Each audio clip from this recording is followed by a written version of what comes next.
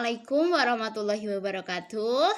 Let me introduce myself first. My name is Miftahul Jannah. I'm from 5 BBA A1 English Education Department in Unisnu, Jepara.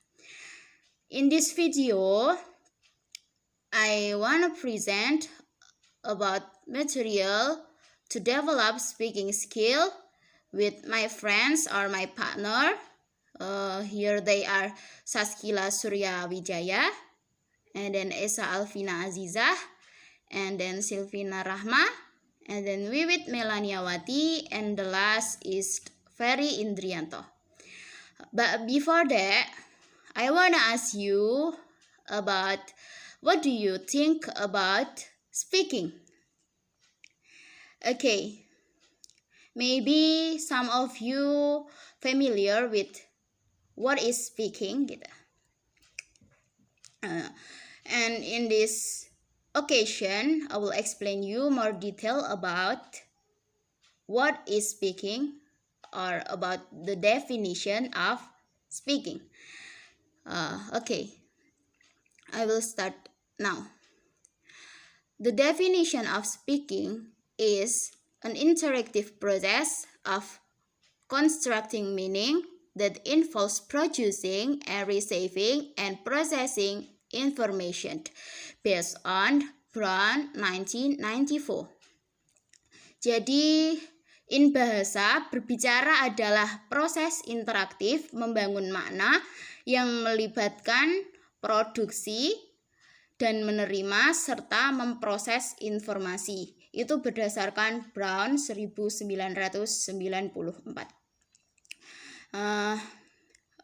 And then from this theory, it can be concluded that speaking skill is related to communication, and speaking skill is an important skill to use a language in every situation.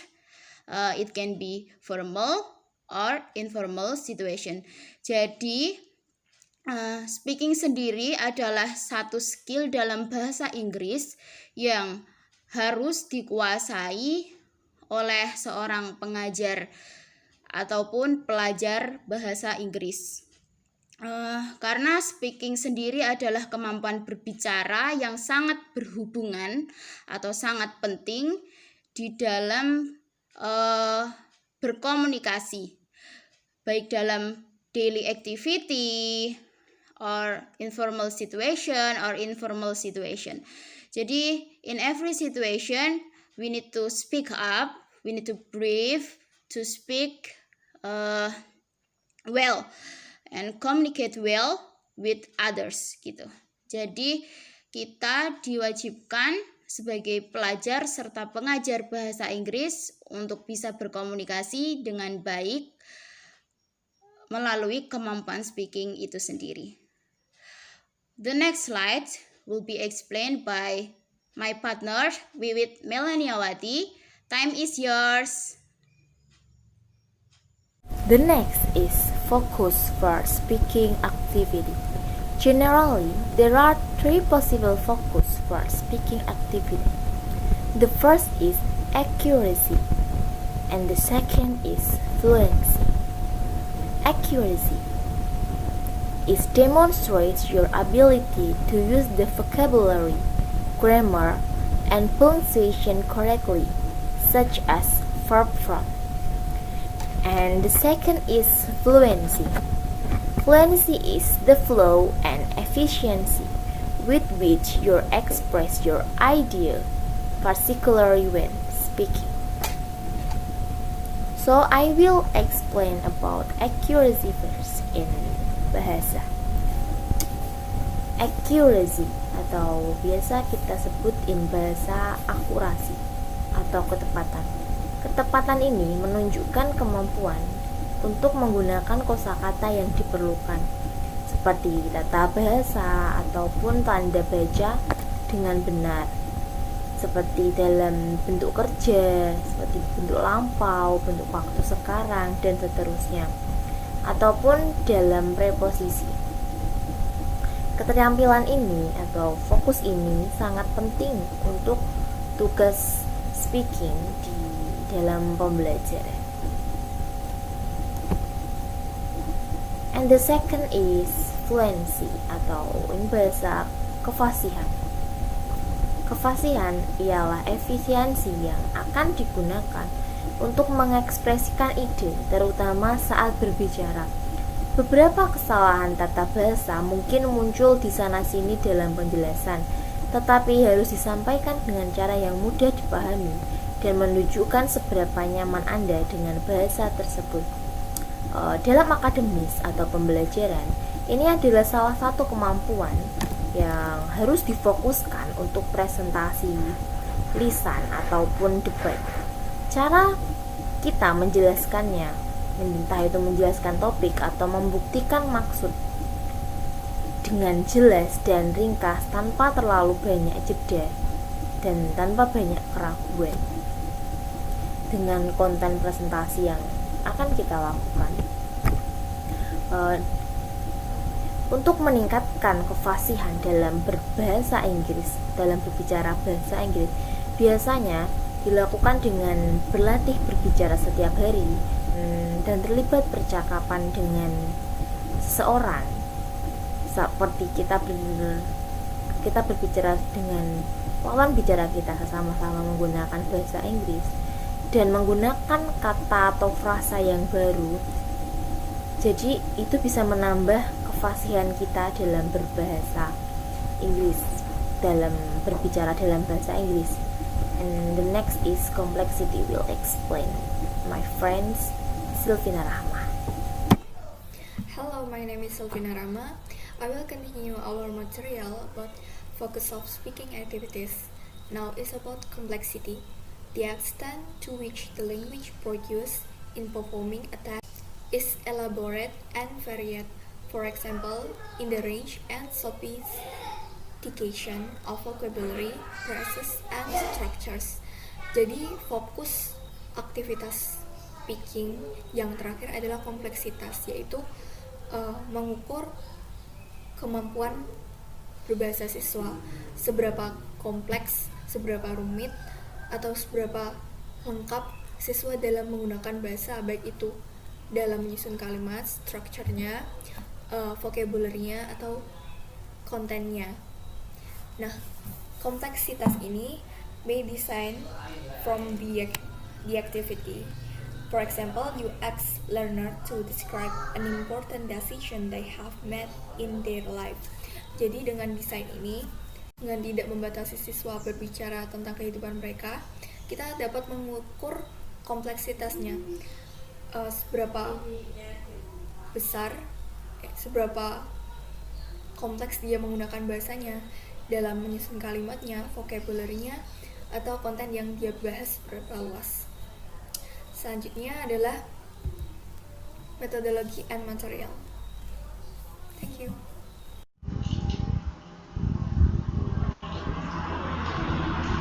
Assalamualaikum warahmatullahi wabarakatuh. And the next I will explain about methodology and materials. The first is pre-task phase. Learner may at this stage be presented with essential vocabulary, phrases, or grammar for the activities. Jadi di sini disajikan frasa atau grammar untuk sebuah aktivitas. Lalu yang kedua, at this stage, depending on the size of group, the teacher might circulate helping learner who are stuck and making a note of interesting aspect. Maksudnya, pada tahap ini tergantung pada ukuran kelompok. Guru dapat bersirkulasi membantu siswa yang stuck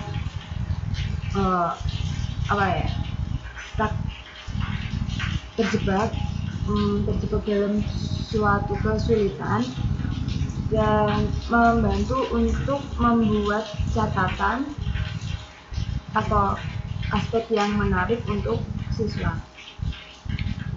The third is the focus here is on activities that can help learner notice grammar and pronunciation after they have completed fluent oriented activities. Di sini maksudnya Fokusnya itu pada aktivitas yang dapat membantu pelajar memperhatikan tata bahasa atau memperhatikan grammar dan pengucapan pronunciation-nya setelah mereka menyelesaikan aktivitas berorientasi ke fasihan. Assalamualaikum warahmatullahi wabarakatuh. The next material is criteria for designing and evaluating speaking activities. In here, I have a 6 point, but I will explain 3 points. There are safety, productivity, and interaction. The first is safety. What is safety? Safety is there are a number of ways we can address the safety criterion through scaffolding. In here, safety have a 4 methods. The first method is progression from script to semi-script to unscript the dialogues. Di metode yang pertama di sini mempunyai 4 cara. There are the first an open and shut sketch. The second is disappearing the dialogue. The third is play the part, and the fourth is scripted to unscripted presentation. Okay, the next method from the safety is work from the concept or personal to the abstract or general. Maksudnya di sini adalah pekerjaan yang dimulai dari suatu yang konsep atau personal ke yang lebih umum atau lebih general. Sebagai contoh, what can we do to save the environment? Itu adalah contoh dari sebuah yang nyata atau personal. And is pollution inevitably? Dan itu adalah contoh yang abstrak atau yang lebih umum. Okay, the next method from safety is using a stimulus. Maybe it's video, reading, listening, or photo. Stimulus can be used to generate both ideas and specific vocabulary, phrases, and grammar before the learners embark on the speaking activity. Maksudnya di sini adalah stimulus dapat digunakan untuk memunculkan sebuah ide lebih spesifik tentang vocabulary, frasa, dan grammar sebelum memulai pembelajaran di kegiatan speaking. The fourth method from safety is using model the activity, atau lebih sederhananya kita katakan pemberian model atau contoh. Maksudnya di sini adalah jika kita mempunyai kegiatan yang berpasangan atau berkelompok, alangkah baiknya kita menggunakan cara yang keempat ini daripada kita menggunakan cara yang kedua. Karena apa? Karena pemberian stimulus lebih nyata kepada murid karena dipraktekkan langsung oleh temannya. Bagaimana cara menggunakan model atau metode activity ini? Yaitu dengan cara asking two of the stronger student to perform in it for the class. Okay, the safety is clear, and the next point is productivity. What is the productivity? We do not want activities where teachers do 95% of the talking and the learners are restricted to one word's answer. But this can and does happen in some classroom. Maksudnya di sini adalah kita tidak ingin guru tidak mempengaruhi sih. Lebih tepatnya guru melakukan 95% aktivitas yang ada di dalam kelas, seperti berbicara, pembelajaran, dan respon apapun itu. Alangkah baiknya sebuah kegiatan membutuhkan sebuah rancangan agar setiap orang dapat mempunyai sesuatu untuk dikatakan dan setiap orang dapat mengatakan sesuatu. Lebih simpelnya di sini saya sederhanakan adalah dari productivity di sini adalah setiap orang atau setiap murid setidaknya memilih rancangan agar mereka tahu akan apa berbicara nantinya. Oke, the last point is interactivity. Monologues are of limited follower unless learners are, for example, practicing making individual presentations. Maksudnya di sini adalah setiap pembelajaran seharusnya belajar untuk mengambil sebuah tindakan untuk pemahaman dan respon. Di sini membutuhkan sebuah aktivitas yang mana belajar untuk berbicara, mendengar, dan merespon sebuah pembicaraan. Tidak hanya satu orang itu aja, tapi membutuhkan sebuah respon dari orang lain. Problem solving activities, role plays, and group debates can encourage this kind of interaction. Okay, the next points will be explained with my friends. Challenge it means that learners have a gained confidence. Activities need to stretch them a little if they are to gain from them. In terms of effective challenge, it's usually easier to have an informal conversation in a pairs. For example, to give an academic presentation to a group.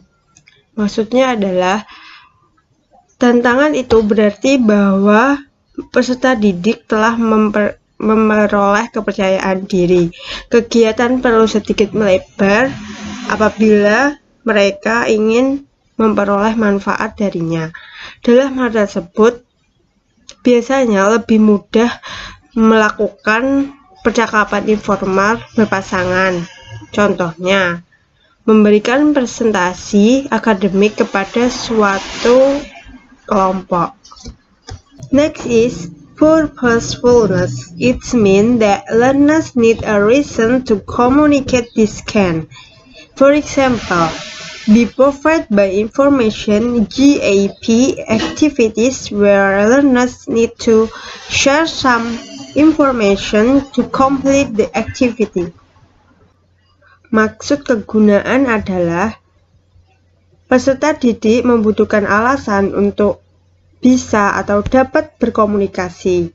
Misalnya, diberikan informasi, kegiatan GAP di mana peserta didik bertujuan untuk berbagi informasi yang melengkapi kegiatan tersebut.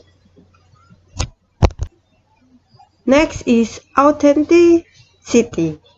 Authenticity it means that there is a place for speaking activities which require imagination in the classroom. For example, learners may be asked to role-play an interview with a famous star, something they are unlikely to have to do in real life.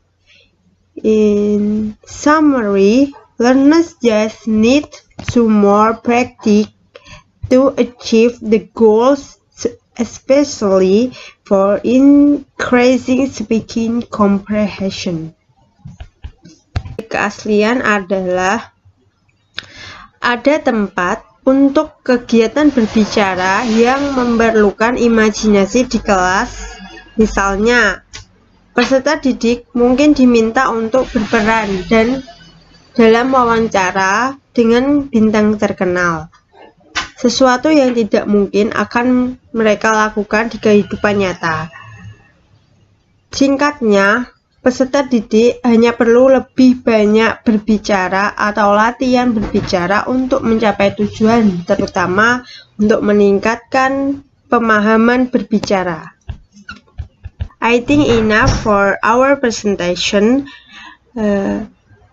Jika ada yang mau bertanya, silakan bertanya. We do apologize if we have many mistakes. Wassalamualaikum warahmatullahi wabarakatuh.